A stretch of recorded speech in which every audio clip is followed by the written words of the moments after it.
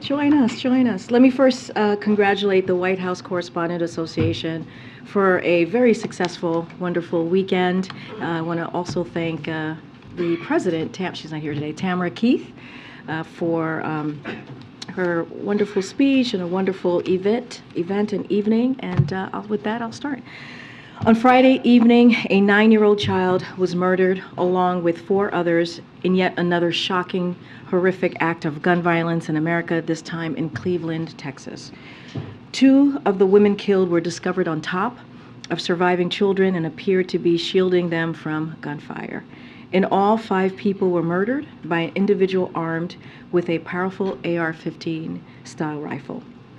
As the manhunt for the suspected assailant continues, we urge the public to heed all guidance from law enforcement officials and stay safe.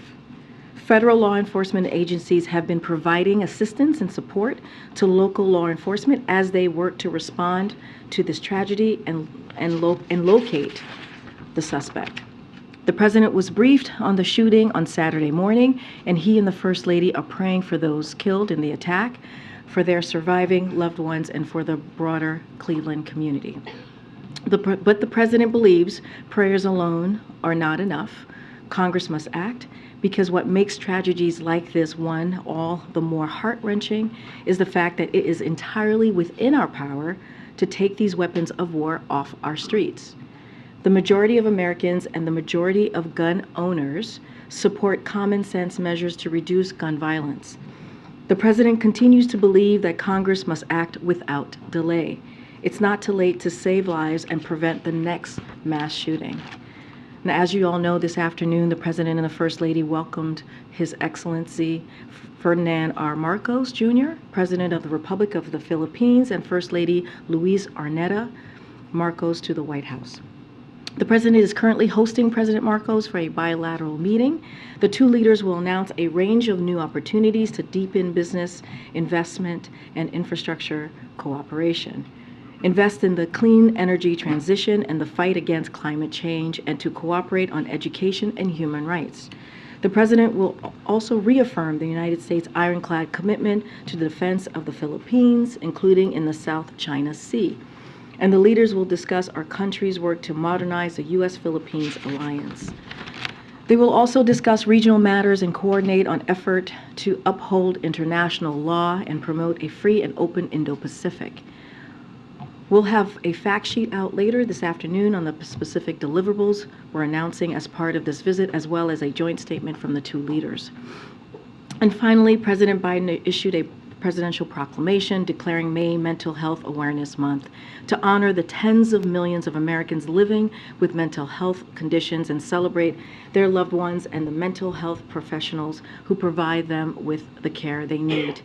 Tackling the mental health crisis is a key priority for the president, who outlined his plans to tackle our mental health crisis in his first State of the Union address. He called for major transformation in how mental health is understood, accessed, treated, and integrated in and out of healthcare settings. As part of that effort, this administration has launched 988, a national suicide and crisis lifeline that people can call if they are faced with a crisis, and a separate maternal mental health hotline to help mothers navigate mental health issues.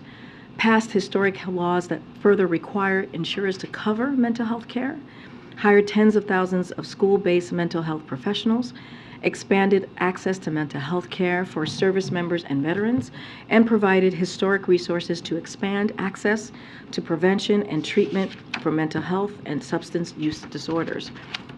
Now, to kick off the month, HHS launched findsupport.gov, a website that people can go to find resources and help you or someone you know is experiencing a mental health challenge. And yesterday, U.S. Surgeon General Vivek Murthy also announced in a New York Times op-ed that his team will launch a national framework to rebuild social connection and community in America. Mental health challenges can affect anyone regardless of race, gender, politics, or income. The president has said that we are all in this together. So this month and every day, let's all take care of ourselves and our loved ones. Together, we will keep fighting to get everyone access to the care they need to live full and happy lives. And last week, President Biden issued a presidential proclamation declaring Mental Health Awareness Month, as I mentioned already, and I also mentioned the Vivek Murphy New York Times. The last thing I want to say is mental health challenges can affect anyone regardless of race, gender, politics, or income, and the COVID-19 pandemic made challenges for many people even harder due to isolation and trauma. If you are facing a crisis, dial 988 to reach immediate and confidential help 24 hours a day, 7 days a week, or visit findsupport.gov. The president had said that we are all in this together, as I mentioned already. And so with that, Darlene, please kick us off. Thank you. 2 questions. What is the White House view of Speaker McCarthy's visit to Israel, especially given that the issue of judicial overhaul there has not been resolved? And can you also say, I know the Speaker and the President haven't spoken about budget issues, but did the White House brief Speaker McCarthy before his trip, or any officials? I don't have we don't have any readout or engagement to read out at this time. Look, I'm not going to get into the Speaker's trip or to Israel. As we know, that is not unusual for a Speaker to travel outside of the country, to travel to a country like Israel. We have seen comments that the Speaker has made, and so we'll let him speak to his intentions, but I'm not going to dive into the trip more broadly. That's something for the Speaker to speak to. On the visit of President Marcos, can you talk a little bit about, he arrived at the South Portico, there was an honor guard. Some leaders come here and they come through the West Wing entrance. Others get a grand arrival like the South Korean president did last week. President Marcos seems to be somewhere in the middle. What message is the president trying to send? Look, with that welcome? I want to be very clear. This meeting that the bilat that they're currently happening between the 2 heads of states, it's about strengthening our important alliance with the Philippines, which has been a force for peace and stability in the Indo-Pacific for over 70 years. Our work together will allow our alliance to operate more effectively, not only for the defense of the Philippines, but for the good of the region, such as the response to natural disasters, as I mentioned at the top. Climate change is important as well. We have shared with the Philippines for decades common interests, values, and commitment to regional stability and security. Every trip is different. This one, as you just laid out, the welcoming was different. I don't have anything specific to any explanation. As you know, there is a lot of conversation, diplomatic conversation between the two governments when they come visit, and what the agenda is going to be, how the different what the itinerary is going to look like. I just don't have anything specific to your question, Darlene. Okay. On First Republic, is this it? Are you bracing for more banks to fail? So let me lay out a couple of things, as we haven't really had an opportunity to speak to this on the record. So as you saw, today's actions ensure the continued resilience of the banking system, including at community and other banks, which are vital to the American economy, small businesses, and workers as well. All First Republic insured and uninsured deposits are being assumed by J.P. Morgan Chase. The American people and American businesses can continue to have confidence that their deposits will be there if they need them.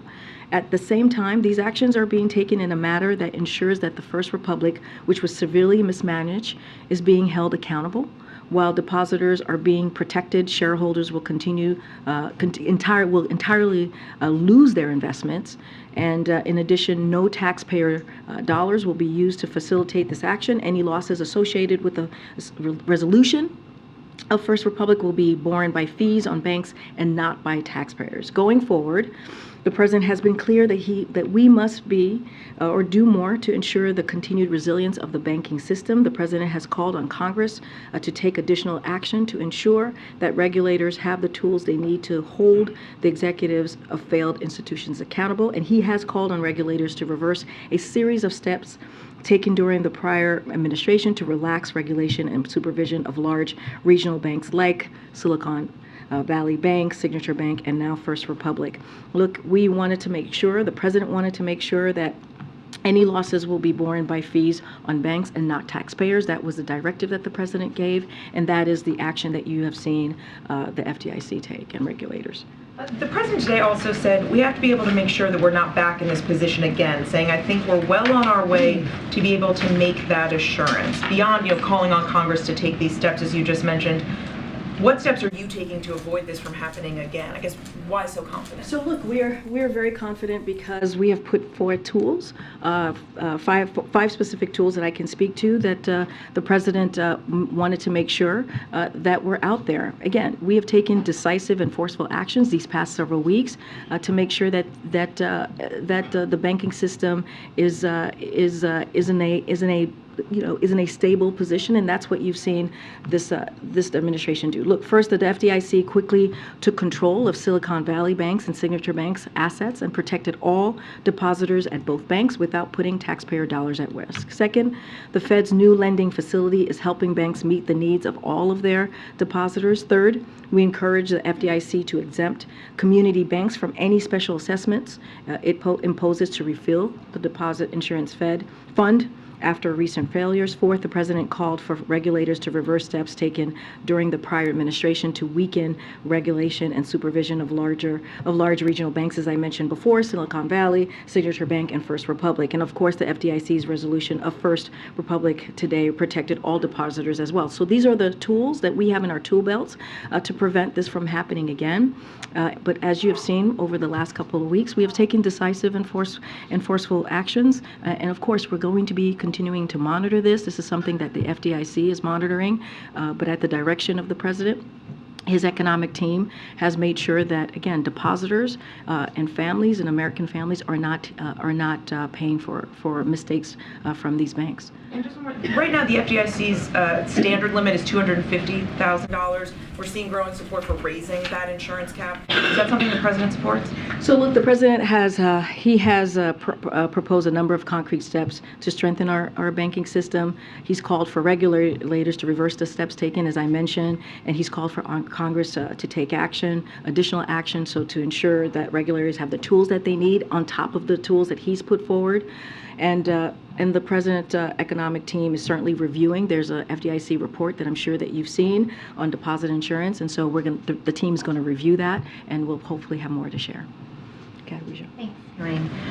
On March 13th, after the SVB collapse, we heard almost verbatim the president say what he said today with regard to calling out Congress to give regulators the tools to hold executives accountable, with regard to regulators strengthening regulations, with regard to making sure this does not happen again. And here we are again. So can you clarify between March 13th and today, what has changed, if anything? Have any of those tools gotten sharper, and how has he reached out to Congress? So a couple of things. The First Republic, the Silicon Valley Bank, and the Signature each faced unique, very, very unique vulnerabilities. So just want to put that out there. And since our administration has taken decisive and, again, forceful actions, we have seen deposit flow stabilize at regional banks. So that is important because of those tools that I just laid out, and because we took actions very quickly. And we've seen stronger than expected earnings at many banks, including regional banks. So the actions, again, that we've taken has helped. These were unique situations, the three banks that you all have been following clearly and that I just mentioned. And again, we're going to continue to monitor this situation. This is something that FDIC, this is a process that they have taken, that they have monitored, and we just want to make sure that the depositors are not the ones who have to pay the bill, or taxpayers, right? And so we're going to continue to do the work that we've been doing these past several weeks. For mid and large size banks, has anything changed with regard to the power of the tools? I just laid out, we think the tools are indeed working. The three banks have had unique vulnerabilities and just laid those out. We've seen deposit flow stabilize at regional banks, but we also seen stronger than expected earnings at many banks that include the regional banks. So we see that the process that has been put in place, the tools that have been put in place, has actually been working. This is not 2008. This is a very, very different time than 2008. One more on the debt ceiling, because Speaker McCarthy, I should say, reiterated yet again that we will not pass a debt ceiling that just raises it without doing something about our debt, talking about the need for negotiation. I know your position, that that this is the Republicans' burden, right, to raise the debt ceiling. But it's the president's economy. So is he not going to have a meeting with McCarthy until McCarthy gives in? Do you Look, think McCarthy's bluffing here? The president is prepared to talk about budget and appropriations process. That's what we have said. We are not a deadbeat nation. The president said that. You heard directly from him moments ago. And the president said he's happy to meet with McCarthy, but not on whether or not the debt limit gets extended. That's not negotiable. We are continue to be very firm about that, to be very clear. The president, again, said this himself. Look, what they are proposing would hurt every American and cost 6 million jobs and threaten Social Security, Medicare, Medicaid payments. That's what they're threatening. That's what the American economy, that they're saying that they're going to hold hostage. And again, Congress must act. It is their constitutional duty. We've been very clear on what we will negotiate about, which is appropriations and the budget. But we just are going to be very clear. They must act and do their constitutional duty on this. Thank you. All right, thanks, Karine. Back on the topic of banking, when was President Biden informed about the deal? And was he concerned at all about the fact that it makes J.P. Morgan bigger? In general, he and his administration have been kind of opposed to broader corporate consolidation.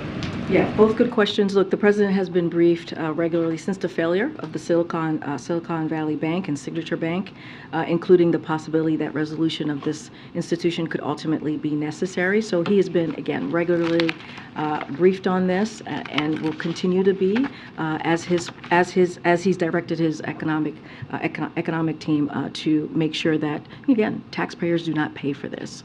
And there's a process in place which we've seen from the FDIC. Look, FDIC has a statutory obligation to choose the path that it's least cost to the deposit insurance fund, and that's what they did here.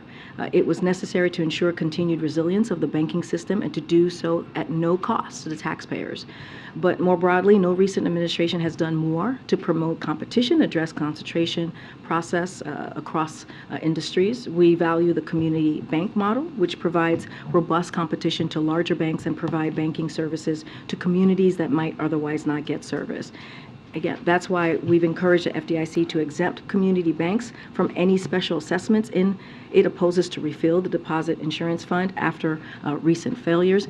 This is an FDIC process as it comes to bids and selling, and that is the obligation, and that's the path that they've taken. A separate topic is the United States, is the president aware of the Vatican's efforts to create a peace deal between Ukraine and Russia? We are aware, just don't have any comments on that, and I'll just leave it there. Lastly, is the president tracking the negotiations with the writers union in California? He's a union guy. Yes. Looks like they're heading towards a strike. So not going to speak to any specific case, as we normally don't do from here, especially as it relates to a strike. As you just said, he's a union guy. You saw him just last week in front of labor leaders, 3,000 of them, and so he's a strong supporter of workers' rights to strike, but just not going to speak directly to this particular strike. Thanks, Karine. Given the fact that Democrats control the Senate, is there a reason the president hasn't asked Senate Majority Leader Schumer to put a clean debt ceiling increase on the floor? Maybe start the process or get action as you're talking about. So look, as I've said many times before, or as you know, the president has had conversations with Leader Schumer, Senator Schumer, and also Minority Leader Jeffries. They've talked several times. But it doesn't stop us from saying what House Republicans should have done, right? Which is put forth and focus on the debt ceiling. Let's be very clear. What their plan they put forward is going to do. It's going to hurt Americans.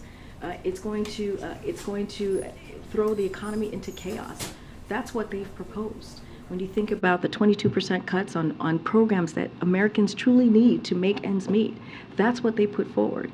And so we're going to continue to call that out. Congress must act. It is something that they've done 3 times before in the last administration. It is their constitutional duty.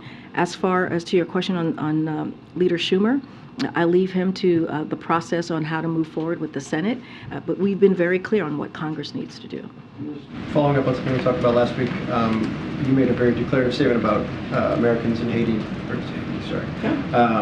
Americans in Sudan had about 24 to 48 hours. There was a period there. You made very clear that if they wanted to leave, they should move in that period of time. Since that time, did you see an uptick in efforts? I know two convoys have left, but in terms of the effect that may have had and kind of what you guys are seeing going forward. So, as you know, there's been the Department of State reports that the U.S. government has assisted in the departure of nearly 1,000 American citizens since the start of this crisis. That includes the departure of hundreds of American citizens over the weekend by 3 U.S. government organized convoys to the port of Sudan, where we are supporting their onward travel, including via the USNS Brunswick. It also includes ongoing efforts to evacuate Americans via flights on partner aircraft and by sea. To support this, we have engaged in an unprecedented sharing of U.S. and partner intelligence aimed at facilitating safe passage. We have deployed U.S. intelligence surveillance and reconnaissance assets to support both U.S. government-led and partner-led air and assets to and land evacuation routes as well. Americans are using these routes. The environment is fluid, and Americans do not always contact the U.S. government before their departure, so we cannot give a precise number of Americans. Our focus remains on helping as many citizens depart who wish to do so safely as possible in a way that reduces the risk to U.S. personnel. I'll leave it there. Can I just follow up on the bank deal? Has the president spoken with Jamie Dimon over the course of this process? I don't have any calls to preview at this time. Just to follow up, this administration, we sat here, we've talked about corporate consolidation as something that you want to push against. Our reporting is that JP Morgan was the only bidder that offered to take the entire bank over. The administration, I just want to be clear, you support that because it was the only option, or you support that because it was the best option? No, I totally understand the question. This is an FDIC process, and these decisions are made by the FDIC about the bids and ultimate sale, in this particular instance with First Republic. So this is something that they run. The directive from the president is very clear. When he talks to his economic team, the direction he gave them is to prioritize protecting depositors, workers, and small businesses, while also ensuring that taxpayers are not on the hook and shareholders lose their investment. That's the directive that he's given to his economic team. But as far as the process, the bids, and the sales, that is something that the FDIC moves forward. Just didn't push against this deal that makes the biggest American bank bigger. It is an FDI process, as I just mentioned. This is something that they are in charge of, and they are the ones who decide on the bids and the sales. What the president has done is given his economic team a directive on how to protect taxpayers and also depositors, and so that is what I can share with you. FDIC runs this process. Very quickly, can you give us an update on the Fed Vice Chair search? Very good question. I don't have anything to preview at this time for all of you. You will hear something in the very near future. Just don't have anything to share on that particular appointment. Go ahead, Steve. Thanks, Karine. Today, the Supreme Court agreed to hear a case that gets at the 4-decade-old doctrine that when a statute is ambiguous, the court should defer to executive branch agencies. It's known as Chevron deference. Does the White House have a response to the fact that the Supreme Court is going to take this case? I don't have a response at this time. No. The essence of it is that, essentially it gets at the question of whether executive branch agencies should have a power and whether the court should take that power away. I understand the question, just don't have anything to share at this time since this just happened. Okay. There's one other thing I want to ask you about, and that is in recent days, a lot of people who write articles and columns have been writing about the idea that there should be a third option for voters in the next election. This group No Labels is trying to get on the ballot in all 50 states. The president says, don't compare me to the almighty, compare me to the alternative. What does the White House have to say about the idea that many Americans seem to want not just one alternative, but yet another alternative? So, as you know, I have to be careful about talking about 2024. We follow the rule of law here. There's the Hatch Act. What I can say more broadly and speak to 2020, right, and share with you all, as you all know, that the president had a historic win. More people voted for this president and his agenda and how he saw moving the country forward than any other president. And look, the president is going to continue to be focused on the job that he has set forth on behalf of the American people, and call out the contrast that we see from Republicans in Congress, and how, again, we just talked about the debt ceiling, how they refuse to do their job and do their constitutional duty and hold the American economy hostage and not deliver on what they're supposed to be doing, and want to cut key programs like veterans programs, like healthcare programs. It's going to hurt American people. So that's what we're going to focus on. We're going to focus on how do we continue to build an economy that doesn't leave anybody behind, that actually helps the very people who have been left behind, and build an economy. You heard him say this today when he was talking about small businesses. And let's not forget what we've seen from small businesses under this administration, how there's been a historic amount of small businesses who have applied for application to start a small business. That's because of the work that this president has done. So he's going to continue to build an economy from the bottom up, middle out. Not going to speak to specifically to 2024, but this is a president who understands what it's like to make sure that we put the American people first, and that's what he's going to continue to do. Go ahead, Frank. Thanks, Karine. After the First Republic, Elizabeth Warren gave some comments about accountability and specifically named Chairman Powell. What does the White House think about those comments specifically about Chairman Powell being held accountable? Look, the president believes, directed his economic team to do what they can to make sure that, again, depositors are protected and taxpayers are protected. I'm not going to speak to the Fed. We're very, very careful in speaking about the Fed and their policies and how they move forward. When it comes to this particular process, as you know, the FDIC runs this process, the bids and sale process. So I'll leave that to them, but I'm not going to be commenting on specific actions that Jeremy Powell has taken. Not from here. Can I also ask you about Susan Rice? What's the plan for replacing her? Is there someone in line? Do you have someone? We don't have a timeline to share with you at this time. Clearly, it's an important position that the president wants to make sure that we get the right person to move forward with the domestic policies and what's important to the American people. Go ahead, Lila. Thank you. Does the White House believes that there is need to expand the Quad? Say that one more time. Does the White House believes that there is need to expand the Quad, the 4 countries grouping, South Korea, several other countries are? Well, as you know, the Quad was established 2 years ago. The Quad is still a relatively young partnership. There are no plans for new members at this time. Quad members have agreed that for now they'll focus on cementing the Quad's many strengths. However, the Quad welcomes opportunities to work with a wide range of Indo-Pacific partners, such as through its Indo-Pacific Partners on Maritime Domain Awareness, which is delivering cutting-edge maritime domain awareness technology around the region. The May 24th Sydney Summit will showcase other opportunities for the Quad to partner around the region on climate, global health, infrastructure, and more. The Quad's top priority is ensuring it is well positioned to deliver for the Indo-Pacific currently, and so there's no conversation on extending or expanding at this time. One more question on legal immigration. How does President wants to address this challenge of legal immigration? A lot of people come here, and is this one of the issues which he considers as job not done, job not finished? And how does he want to plan? So as you know, on his first day in this administration, the president put forth a comprehensive immigration legislation. And that's to show how seriously he took this, how important how he understood that the system had been broken. It needs to be modernized, be moved to the 21st century. And so this is something that the president has talked about.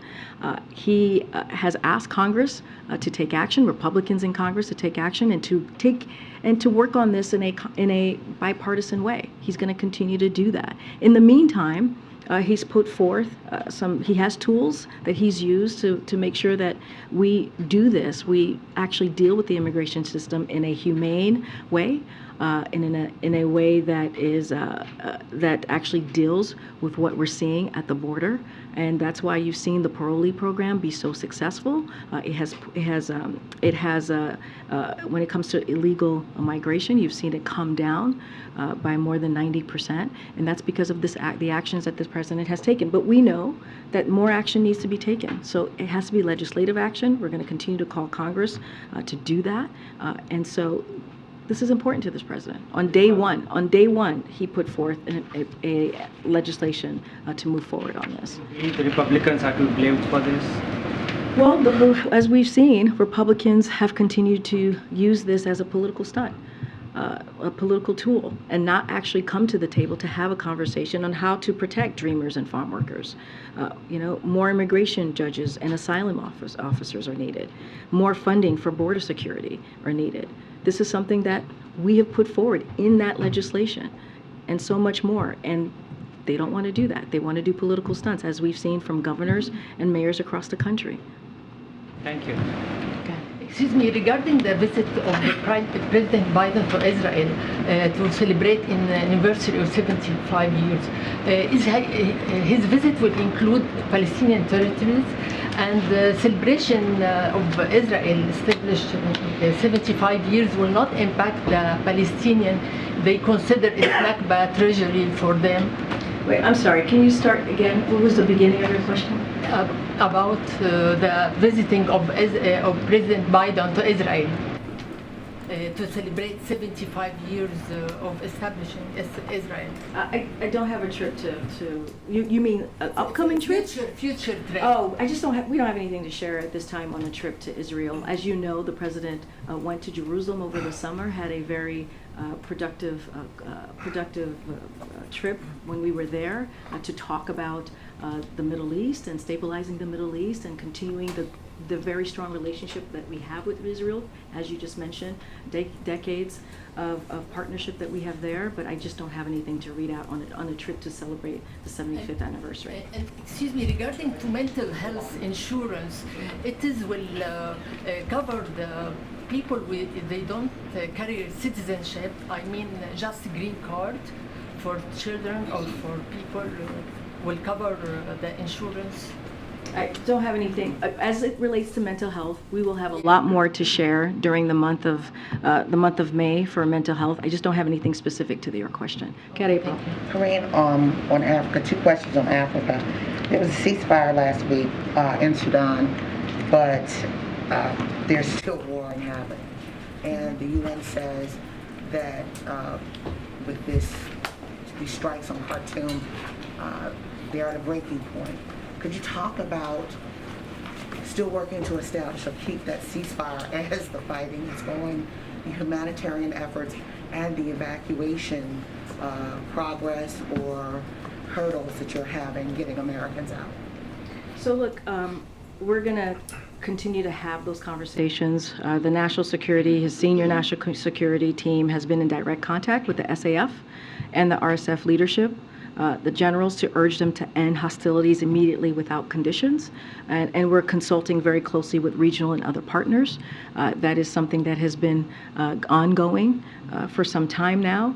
We urge the SAF and the RSF to fully uphold and extend the ceasefire, and those are the conversations that we're having. I just laid out earlier with Phil what we're doing as the evacuation is moving forward of Americans who do indeed want to leave. I just don't have anything more to add to that, but they are high-level conversations that continue to happen with our national security team. Americans that want to leave, we understand that there are about 1,000 right now out of 16,000. What is the deadline for Americans to say, I want to leave? And what are the efforts going to be if they change their mind, if there is a deadline and they change their mind and war happens? Look, all I can say, the environment is fluid, and Americans, as we all know, do not always, and I just mentioned this to Phil, contact the U.S. government before their departure, so we don't have a precise number. Again, it's very fluid, but I just laid out that there's been about 1,000 departures. No, I understand 1,000 American citizens, but again, the numbers are fluid. This is the number that we do know of. Again, it's fluid. Not every American who's there tells us when they're leaving, and our focus has been and remains helping as many U.S. citizens as possible who want to depart, who wish to do so safely as possible in a way that reduces the risk as well. So that's going to be our focus. And last question on Africa.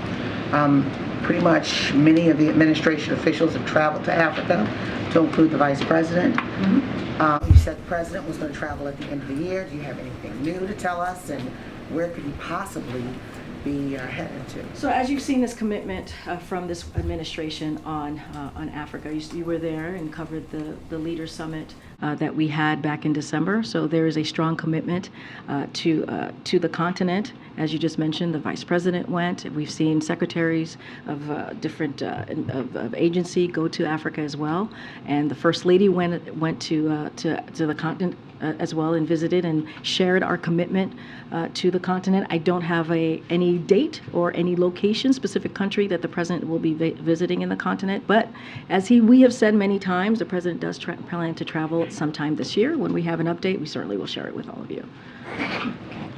Thanks, Karine. Two topics. First, you had indicated earlier that the President is prepared to talk about the budget appropriations process, and that he'd be happy to meet with Speaker McCarthy, but not on whether the debt limit is raised.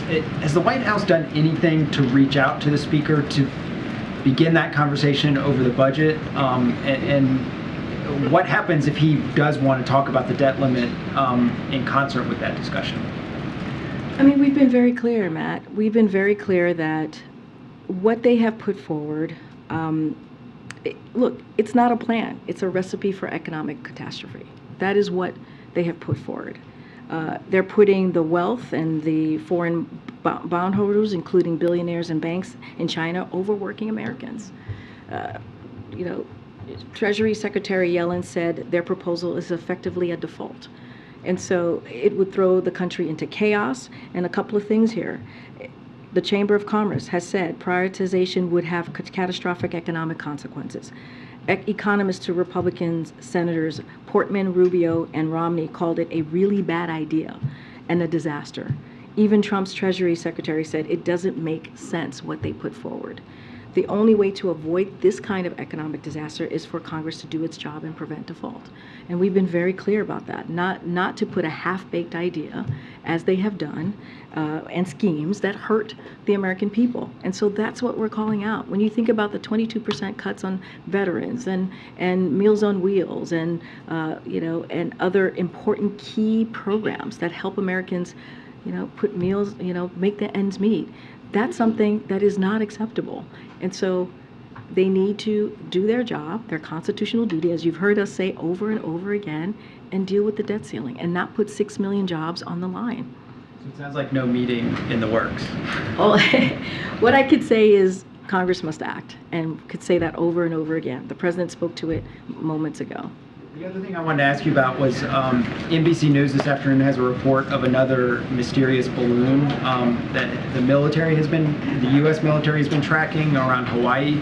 Is the White House aware of this, tracking it as well? Is there any response from this podium? So I heard of the reports as I was literally coming out to the podium. So what I would say is I would refer you to the Department of Defense on this particular question. Go ahead. Okay. Well, I was trying to get your attention on that topic, but let me do another one. Thank you, Matt. The future president of the White House. We love balloons here. So if there's another one, we're very interested in that. So we'll ask you about that again at a future time, and we'll follow up on that. Sure. On the matter of the President's concerns about the bank today and the debt ceiling, do you see a line of convergence at some point in which the public's concern about is there a frailty in the banking system that can produce more uncertainty, and what you've talked about with debt ceiling potentially triggering cataclysmic events for the economy if that's not resolved? Is there a point of intersection where these two issues collide that concerns the President, and might that kind of an environment adjust his tactical strategy and how he's dealing with the Speaker? I mean, look, the President is concerned. He's concerned that Republicans are not doing their job and not living up to their constitutional duty. We have been saying that over and over again. We've laid out what that could be. What it could do to the economy, what it could do to the American people. 6 million jobs. I just laid out what economists, experts have said specifically about their plan and how it will essentially lead to a default.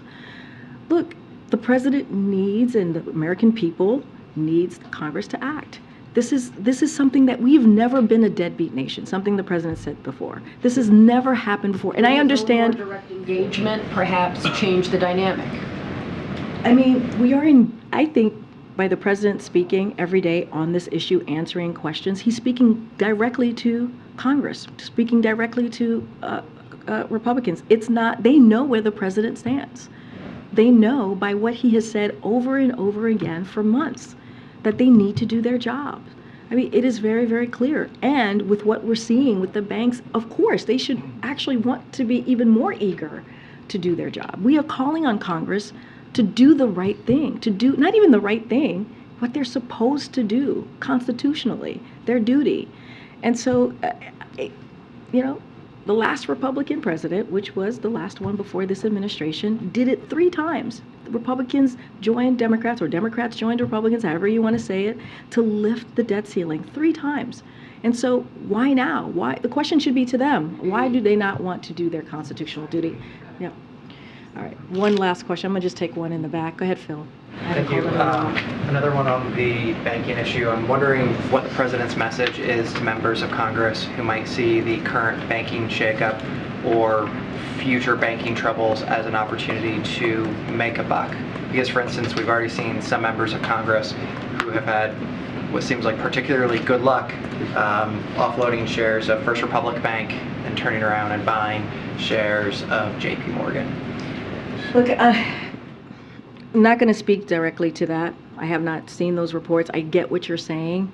What we will continue to say is that the president is going to make sure that it's not the taxpayers that have to pay for this or lose on this. We want to make sure that they're protected. Depositors, families, small businesses, we've been very clear. And it does not protect investors. First Republic shareholders and bondholders will lose their entire investments. That's what the president has directed his economic team to do. FDIC runs this process, and I'm just going to leave it there. But the president has been really, really clear. No taxpayer money is being used to cover cost for this resolution, and he wants to make sure that they are protected and that the mismanagement of these banks, like for example, First Republic, is being held accountable. And so that's our focus right now. I'm just not going to speak to any kind of hypotheticals that you're laying out for me. Has been very clear when it comes to the wealthy that they should pay their fair share, that they should not skirt, tax law. Is there a need for the president to go to wealthy lawmakers and say, if you have access to new information that maybe the public doesn't, perhaps you should take a step back? Look, what I've been very clear about is what the president wants to make sure, that we protect taxpayers and that investors have to make sure that, that they are held accountable. And that's what the president's going to continue to say. Of course, the president has always said, even with his environment in economic policy, that we need to make sure that we look out for the little guy. This is why we don't believe in trickle-down economy. This is why we believe in building an economy from the bottom up, middle out. That is what you see in every economic policy that the president has put forth, legislation that he's put forth that has been historic and has led to that type of economy where we do not leave anyone behind. And that is our focus. Thank you. Karine, do you want to say anything about it being Eve today?